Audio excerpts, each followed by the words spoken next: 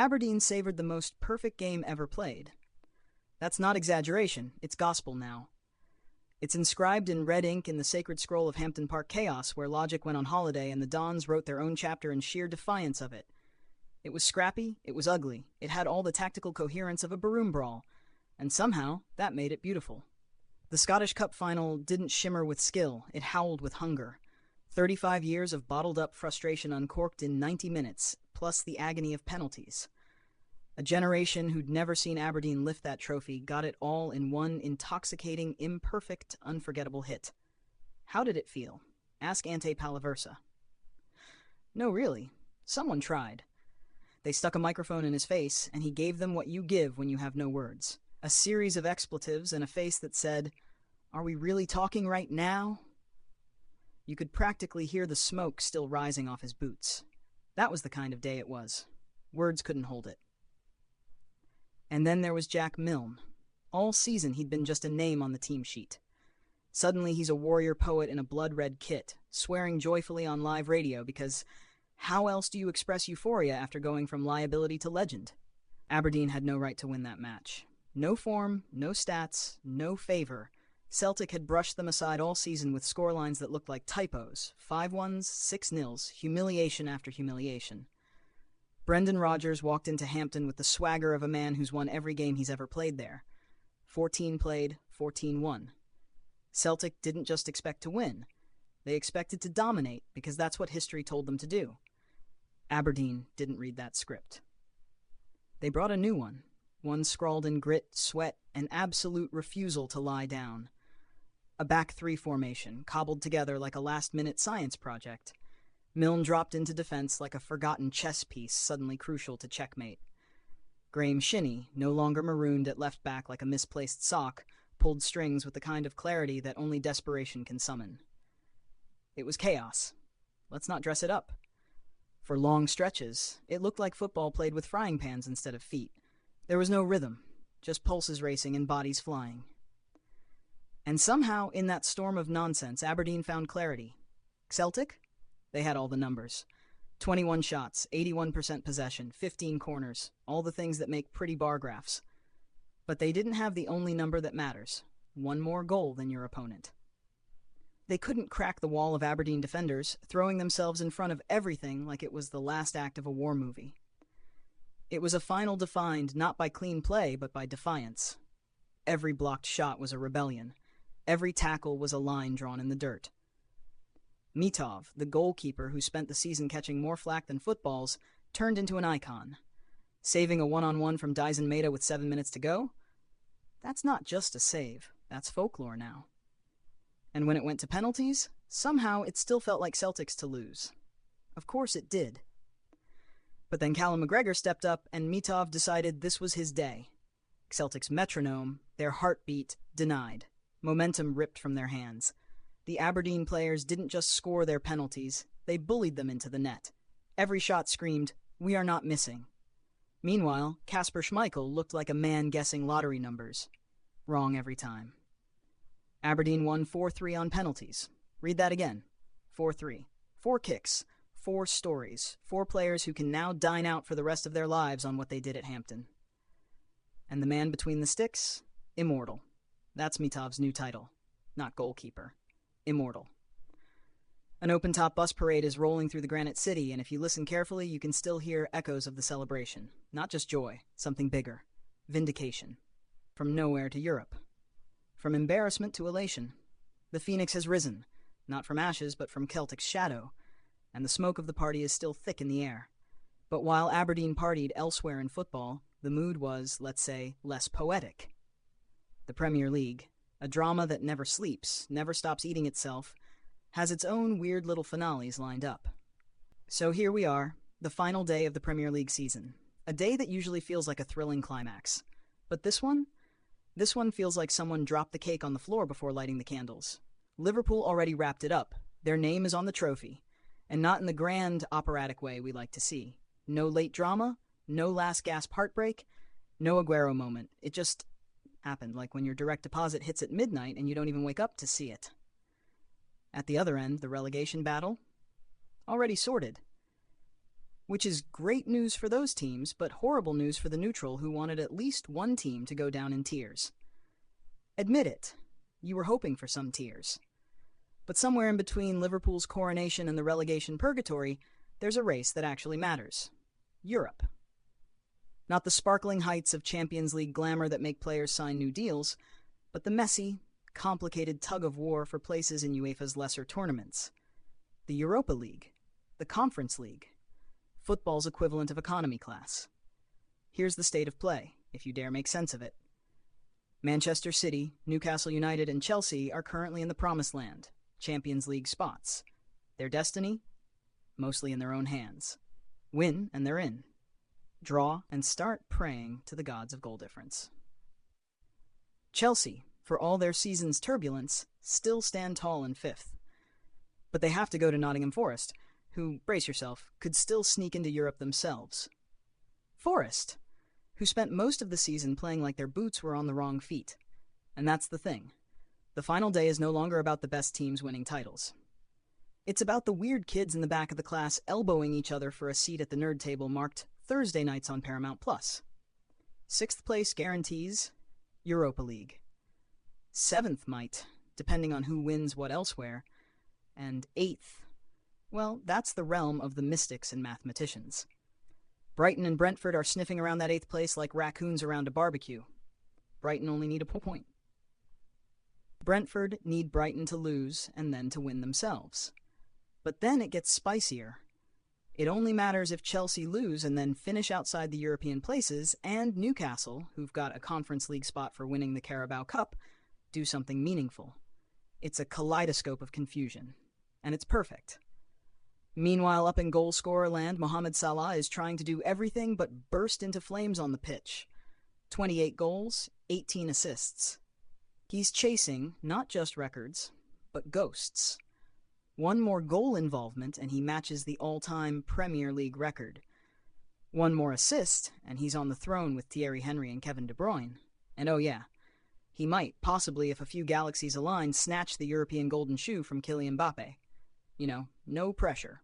But the Golden Boot? That's his. Unless Alexander Isak decides to become possessed by the spirit of 2010 Messi in the next 90 minutes, that one's done. Elsewhere in clean sheet land, yes, that's a real place, the Golden Glove race is a cage match between Arsenal's David Raya and Forest's Matt Sells, both sitting on 13 clean sheets, which tells you everything about how this season's gone. The bar's never been lower. Joe Hart's 14 is still somehow a record, and we're probably going to crown someone with less. By the way, Southampton have 12 points, which, if you're a certain kind of connoisseur, is amazing. They avoided the Derby County record of 11 points from 2008, which is like saying I may have driven the car into the lake, but I didn't crash through the house. Silver linings. But hold on. If they lose their next match, that'll be 30 defeats. 30! That's not a stat, that's a cry for help. That's a full-blown existential crisis in kit form. And then there's Tottenham Hotspur. Dear Tottenham. Champions of Europe. Well, the Europa League, but still. They actually won a thing. Cue confetti. Cue disbelief. Cue existential panic because now nobody knows what to do with this unfamiliar sensation of success. They won a trophy, while simultaneously having one of the most atrocious Premier League seasons in their modern history. 17th place. That's usually the place where you smell like relegation breath and your fans write poetry about despair. But here we are.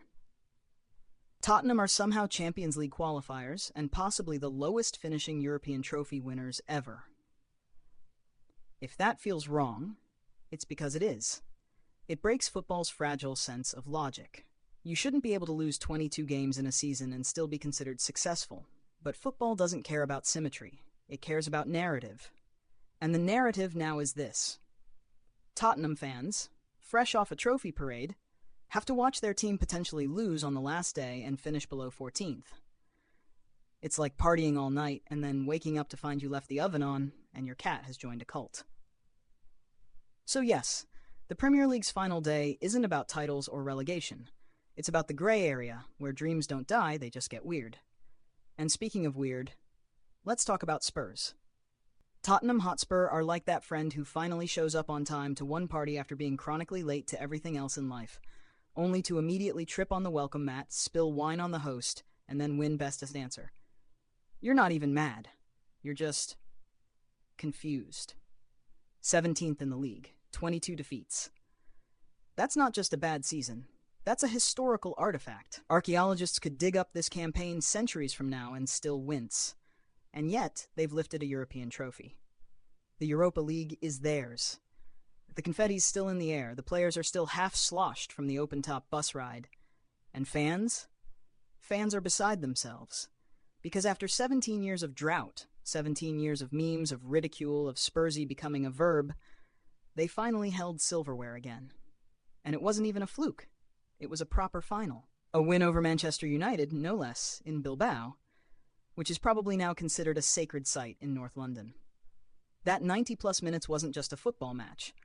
It was a ritual cleansing.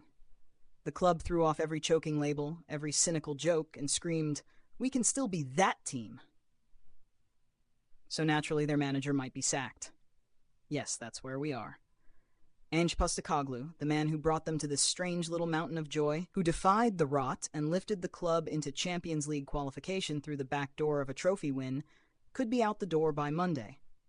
Daniel Levy, Tottenham's chairman and part-time villain in a Shakespearean drama nobody asked for, is reportedly unsure, because the league form is, and there's no way to sugarcoat this, disgusting. Relegation form, if not for the trio of actual disasters propping up the bottom. But here's the dilemma. How do you justify binning the only man in over a decade to win you anything? Postecoglou isn't a tactical genius in the Pep Guardiola sense. He doesn't mesmerize with whiteboard diagrams and holograms of inverted fullbacks. But he feels. He manages with his chest. He doesn't say things like, "We go again." He talks about season arcs like he's pitching to Netflix. Season 3 is better than Season 2, he declared, with the swagger of a man who knows the show isn't canceled yet. And it worked. The fans, those same tortured souls who were 2 weeks away from flying banners over the stadium, were singing his name during the trophy parade. Suddenly, he's not just a coach, he's a messiah with a heavy accent and a slightly frumpy tracksuit. But Levy doesn't do sentiment. He sacked Pochettino 6 months after a Champions League final. He got rid of Mourinho before a cup final. If there's a heart in that office, it's kept in a drawer for emergencies. So what now? The club has begun sniffing around replacements, contingency plans, insurance policies. But none of them have the juice. Nobody on the short list is going to spark joy in a fan base that's still reeling from the high of Bilbao. Because here's the truth. Winning fixes things. It's not subtle. It's not philosophical. It just works. People can forgive bad football if it ends with a trophy. But can they forgive a club that pulls the plug on the one man who gave them a taste of glory? Postecoglou knows the stakes. That trophy parade wasn't just a celebration, it was a plea. Let me finish what I've started. Don't rip this up now. Because the players? They believe. You can see it. Even the ones who looked checked out mid-season are suddenly alive again, shouting, hugging, running like it means something. He's built something real. Not a super team, not a juggernaut, but a team with guts and now, finally, a little shine. But if Spurs lose their last game, and let's be honest, they've made a habit of it, they could finish 17th. Champions League football, yes, but parked at the bottom of the domestic barrel. There's no spin for that. It's not just ugly, it's unsettling. So does the fairy tale end there, or does it morph into something more? A redemption arc with Season 3, just like he promised? That depends on Livy. On whether he sees a flicker of potential through all the rubble. Whether he feels anything at all, really. Because here's the thing. Spurs don't need another reboot. They've done that over and over. What they need is faith. Blind, stupid, irrational football faith. The kind that believes in building rather than blowing up. The kind that stays. But hey, this is Tottenham. Expect the unexpected. Prepare for the deeply illogical. And speaking of pain, failure, and devastating finales, let's talk about Sheffield United.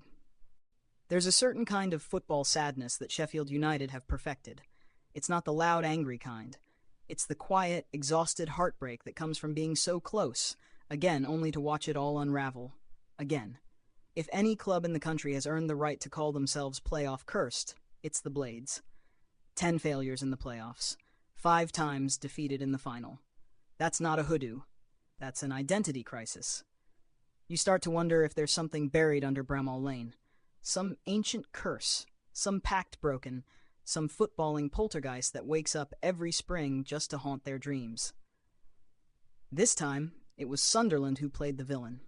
A 2-1 loss at Wembley that, if you're a United fan, didn't feel like a football match. It felt like déjà vu with a knife. And it started with promise, with false hope, because that's always part of the recipe. Sunderland's captain dislocated his shoulder 2 minutes in. Tyrese Campbell opened the scoring with a deft clip over the keeper. Harrison Burrows made it 2-0, and for a few shining moments, a few cruel golden seconds, Sheffield United fans let themselves believe. Then came the kill.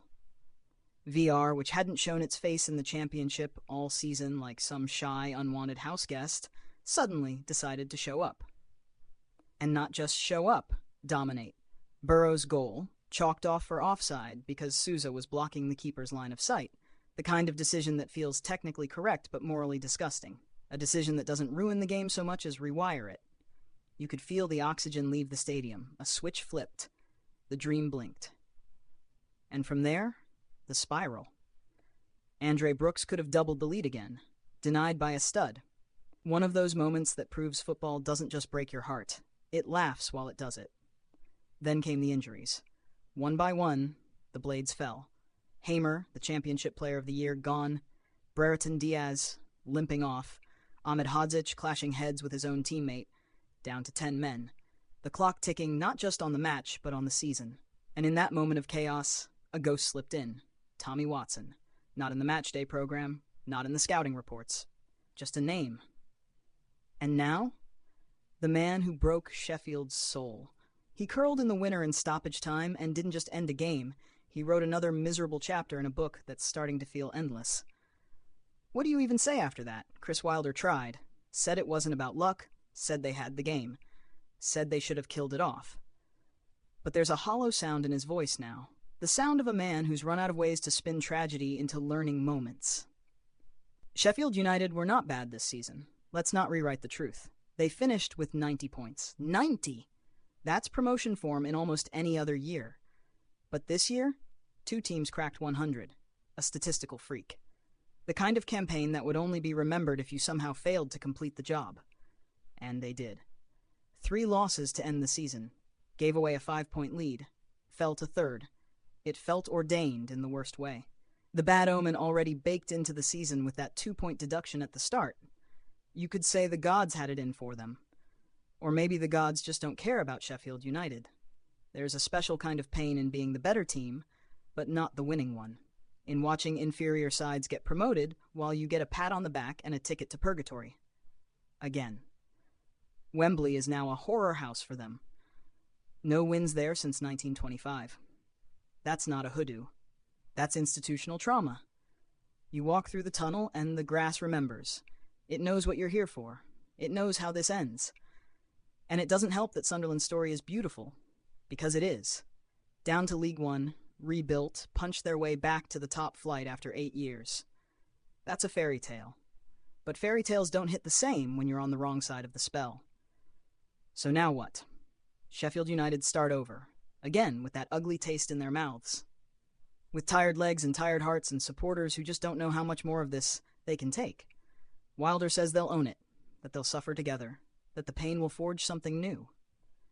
But we've heard that before. We've heard it too many times. Football can be cruel, and Sheffield United are its recurring punchline. But maybe, just maybe, there's one thing left. Not hope, exactly. Not yet. But defiance. Because if you've been knocked down 10 times and still get up, you're not cursed. You're unkillable. And with that, this has been Across the Pitch. Over and out.